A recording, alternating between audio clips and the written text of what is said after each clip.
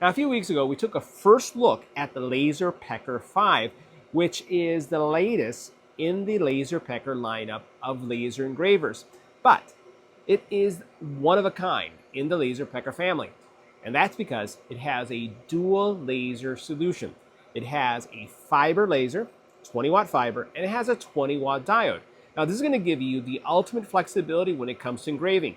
Not only will you be able to engrave, let's say, standard wood, acrylic material, leather materials, and then also, let's say, it slates as well, but this is going to also not only mark, but engrave metal.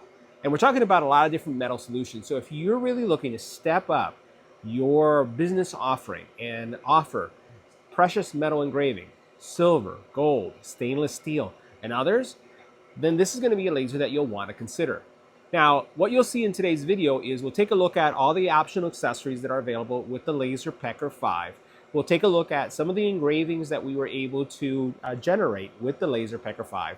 We're also going to talk about portable engraving. As you can see there, we have the Anchor power station. This is the Solus station that's going to allow you to really take your laser engraving on the road. So if you're looking at doing laser engraving, let's say at a trade show, which is something that you can do because this LaserPecker also includes an air filtration solution that's going to make it, I would say worry-free when it comes to smell, any kind of odor, or laser engraving metal. You don't have to worry about it because that purification system, that smoke system that's going to absorb all of the smoke that's coming from the LaserPecker 5 is going to be captured in that solution. So having a portable power solution is critical. Matter of fact, when we do, I would say, on-site laser engraving, we take our own power. I've seen too many stories where someone has actually damaged their laser because they plugged it into a power solution that they're not familiar with. They don't really understand what kind of power is coming through it, nor how is it maintained. So as a rule, we don't plug into anyone's power. We always carry a battery solution like this.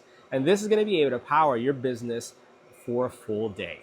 So let's take a look at all of the features of the LaserPecker 5. We'll see some of the engravings that we've been able to generate. Specifically, we're going to be looking at engraving on metal, just like this. So this is great for jewelry crafting, but it's not just about marking, it's about engraving, cutting into the metal.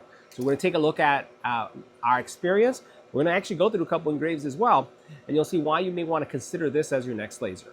Now, the LaserPecker 5 has, the LaserPecker 5 is a dual laser engraver, which supports both fiber engraving as well as diode engraving. And what it's going to do for you is it's going to open up the material choices that you're going to be able to engrave. So for example, this sample right here was engraved on the LaserPecker 5, and you can see it's actually been something I made up, a little shield that says LaserPecker 5. And once again, this has a dual laser, 20-watt fiber, 20-watt diode, which is going to allow you to engrave something like this, or it's going to allow you to engrave something like this. Now, check a look at this. This is a stainless steel charm necklace, and this charm has the actual engraving itself is actually deep engraving. This is not a black mark, but this is an actual, if you run your nail on this right here, you can actually feel how deep it went into the metal. So this is going to be the benefit of what you'll be able to do with this. So not only will you be able to engrave items like this, and put it in an angle right there, you'll also be able to engrave, for example, rings. You'll be able to do pendants. You could do coins. So, one of the things that you see a lot of people doing is embossing coins. This will do the same thing here. So it gives you a lot of flexibility, including things like this, right? So here is also something else that you can engrave. So here you have a slate, a lot of different material. Over here, check it out, we have wood.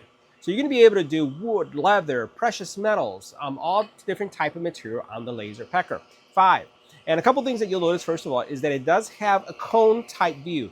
And that, frankly, is going to reduce your engraving area that you have on the laser. But one of the things I will mention is that they do have an external enclosure that's going to do two things for you. And we're going to have that, I believe, next month. It has an onboard camera that's going to bring a camera system so that you can actually visually see the things that you're going to engrave. And then also, because this cone gets removed and this sits inside of that enclosure, it opens up the engraving area that you see right here to take the maximum engravable, say, footprint that you can with this laser. Now, it does have a protective shield, which is really nice because having the shield means that while I highly recommend wearing safety glasses, especially if you're in an open area engraving and there are passerbys, this shield is going to protect from any kind of laser light leakage. And let's face it, laser light is not good for your eyes. So you have this, and the cool thing about it is that it has magnets, and you can see the magnets right here, that basically attach to this area here. So as soon as you bring it in and you put it into place like this, it's there and it's not going to fall out by mistake. Now, if we pan down for a second, we'll go ahead and look at what's going on here. You do have a series of positions that you'll be able to place items to engrave. Now, one of the things I love doing is I love using jigs because it makes the work that I'm going to do repeatable, and it's going to make it also that as I'm engraving, let's say in volume, I want to be able to have something placed on the actual engravable area. So I'm going to show you what I have going on here. So I have this engraving solution where I can actually put this, align it with any of these holes, right? Tie this down, and I'm going to go ahead and put a screw on this so you can see the benefit of having this kind of base, right? So you put one screw here and then another screw over here, and then I'm able to put this jig in place and then engrave. So this is going to be for, you know, something like this in this area. Or, for example, if I'm going to be engraving wallets, which is something that's really, really popular nowadays. So you see a lot of folks engraving these metal wallets, or these guys right here. So this also was engraved with the LaserPecker 5. And you can see I got a really, really nice white finish. That was with the actual fiber laser. And then also what I was able to get, I just flip this over, is I got this really nice black too. So this is black, and then this is actually in the metal. So you're not going to be able to, this is not going to wash away, this is not going to just disappear because it's actually in the metal. It's not a mark.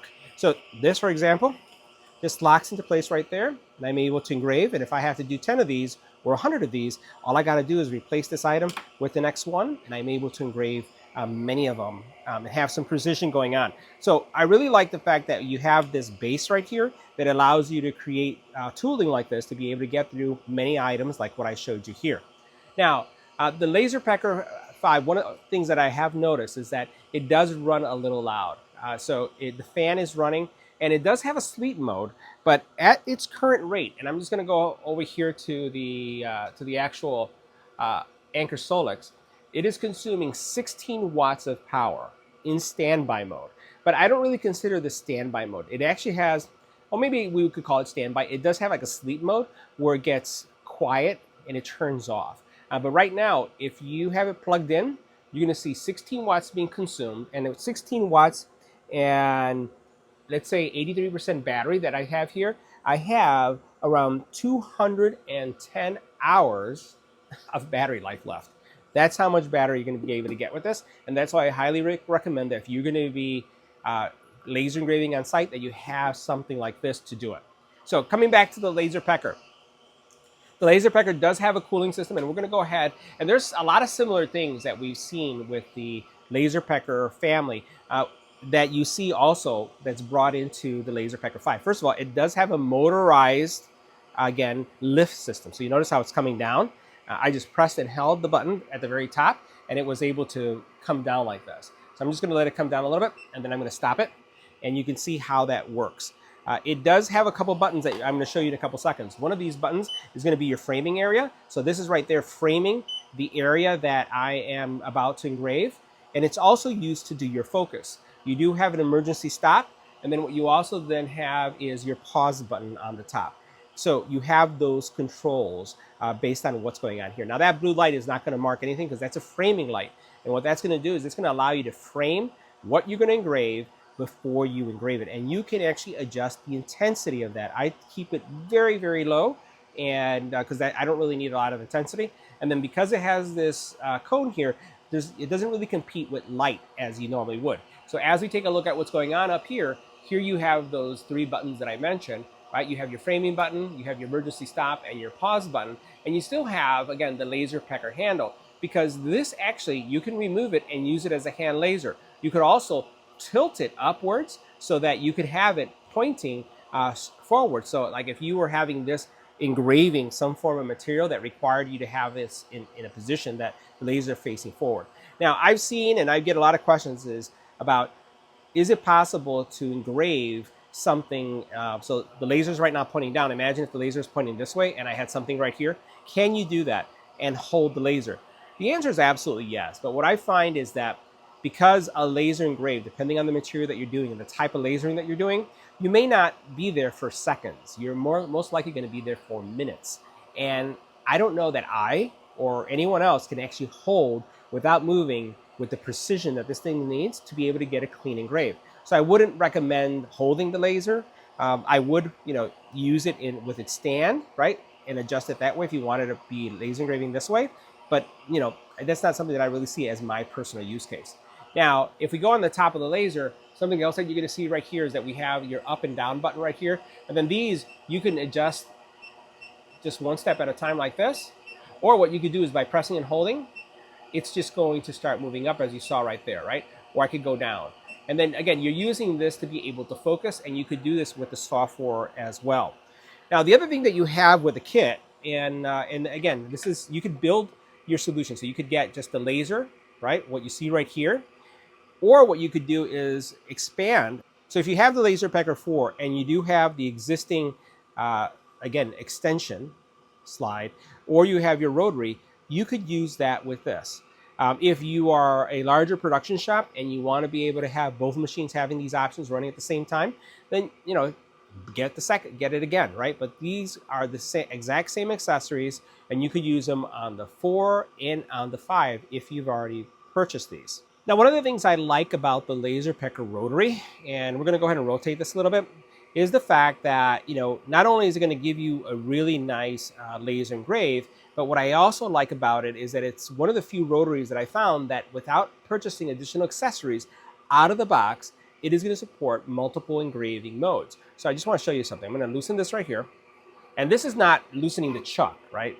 Let me go ahead and twist it because it's kind of tight. There it goes.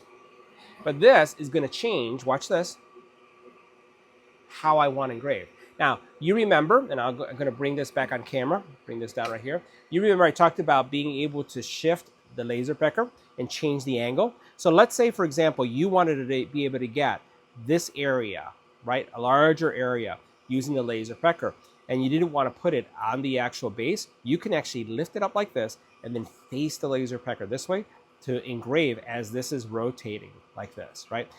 This is going to be great for those of you also, for example. So if I do this, I'm going to go ahead and loosen the bottom, and I'm going to bring this up a little bit so that I'm just getting the chrome area right here.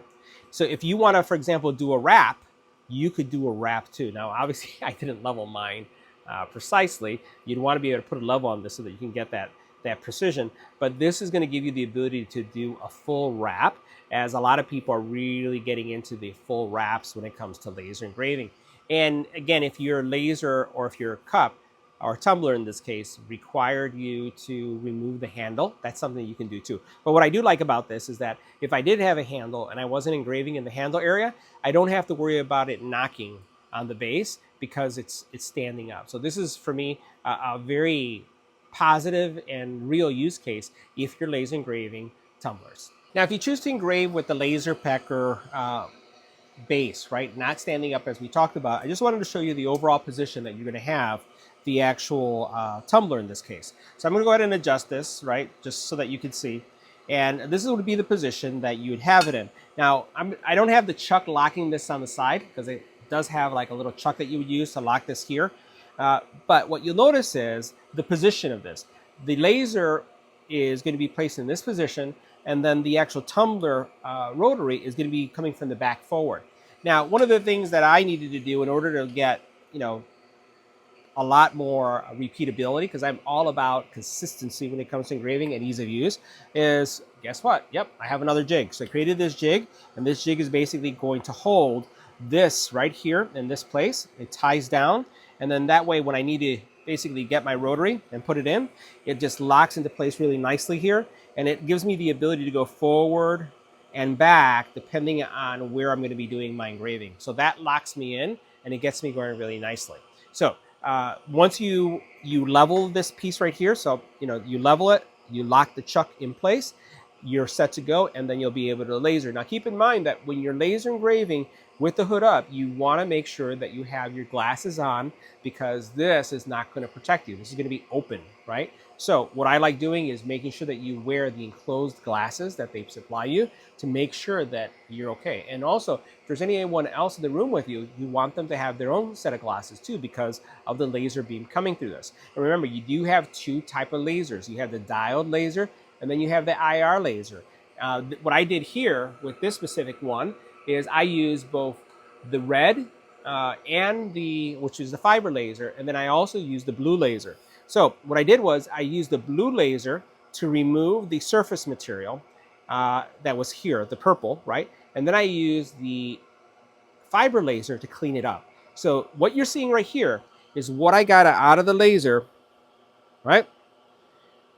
What I got out of the laser without cleaning. There was nothing whatsoever. I did nothing to this. It basically removed it with one pass, and then my second pass was the cleanup pass. And this is what I received. I actually did, one of our favorite colors is purple, so I have a lot of these. And I had ran this on the LaserPecker 4 as well. I ran a similar model here, and you could see with the LaserPecker 5 that the quality remains fantastic and hasn't changed at all. So I really love the quality there. But what I love is the fact that I was able to use those two lasers to be able to get through and obviously get that cleaning cycle taken care of. So again, love the fact that I can shift, that I can adjust, and then I can actually use the actual rotary. Now the LaserPecker 5 also has the ability to do wood. And once again, you can see this was what I ran with the LaserPecker 5, and I wanted to give you kind of like a tip of something that you can do. This is a great business solution if you have friends that are realtors and they want to be able to give gifts to those that are purchasing homes. This is a nice gift. So this is a nice little keychain set, and the cool thing about this is once you have it in place, you're able to run these, make these really quickly. Again, given the size of what you have here on the bed, getting these three done is a snap. And then again, if you are using the extension solution, and we'll move this over to the side, the only difference would be here is that you could actually use either multiple jigs, right? And so look at this. So I can have, in this case, I'll put this where it goes, right here, right? And now I can have not one, two, but up to three of these jigs in place, held down in this area. So that's going to give me the ability to do 9 of these pieces as it's going through the actual slider. All right, so let's take a look at what we have going on and how we're going to engrave. Again, and this is not going to be a mark, but this is going to be a deep engrave on that charm. So here I have what I want to have on the charm. And then over here, if we pan over for a second, I'll show you. I have what my settings look like. So I have fill, 2K, 26 frequency, 1 pass, 55 power, 80 depth or speed, and that's pretty much all I need. So what we're going to be doing is we're going to be framing this to see what it looks like, and then we're going to go ahead and power the engrave. Now, I'm going to allow you guys to see the actual laser in action. I'm going to be wearing these bad boys, and these are the ones that were provided by LaserPecker. You'll see, for those of you who are curious about the settings, or at least the rating of these. Let's see if I can get these in an angle so you can see the actual rating.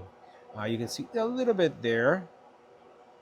All right, these are going to be adequate for both a diode laser and a fiber laser, given the actual range that these cover. You can see that right there. So let's go ahead and see the frame, and then we'll run the engrave. All right, so as we can see here, that looks like it's nicely aligned. I have my jig in place, I have it tied down, everything looks good. I'm going to go ahead and run this engrave now. I'm going to go ahead and put on my glasses, and we'll see it run. Love the spark. Gotta love that spark. That was fast. That was super fast. All right, let's take a closer look. Oh, that came out beautiful. All right, guys, check it out. Check it out. This is an angle right here. See that right there? Nice and dark. And this is a deep engrave. I'm going to wipe that down. All right, guys, so let's take a look at the end result. That is deep. That is not a surface engrave. It's not a mark. That's a deep engrave. Look how nice that came out. nice and black, so it's going to stand out. So as they're wearing it, they'll see that. Very, very nice. All right, guys, so the next step is we're going to do another laser engraving on metal. This time we're going to do it on pure stainless steel. You can see what my frame looks like. And I'm going to go ahead next, and you'll see what's going to happen. And a couple things we're going to run. While this is running, I want to call out what the power consumption is so that you can get a sense, if you do get a generator, how much power is going to be used during an engrave, because we're going to be running a real-time engrave. So let's go ahead and hit confirm. And by the way, my power settings right here are going to be 50 power, 81 depth, 1 pass. So that's going to be running. I want to let it run, and as it's running, we're going to go ahead and pass on over to the side, and we'll take a look at, see what's going on over here with the laser from a power perspective. And it looks like it's using up around 80 watts of power. So that's around 80 watts that's going on right there. And we can see that we do have our engrave taking place. I'm going to zoom in, and you can see that it is, again, marking things up really nicely. That looks really nice. I think that's 304 stainless is what we're looking at there. I'll have to double check that. But that is coming out really nice. And I am wearing my safety glasses as it's going. Definitely not a lot of spark going on with this one. So the other one was like fireworks, but you can see some spark in this one for sure. But I love how dark this is coming out. There's some spark. That's running really well. It's around 63% is already complete.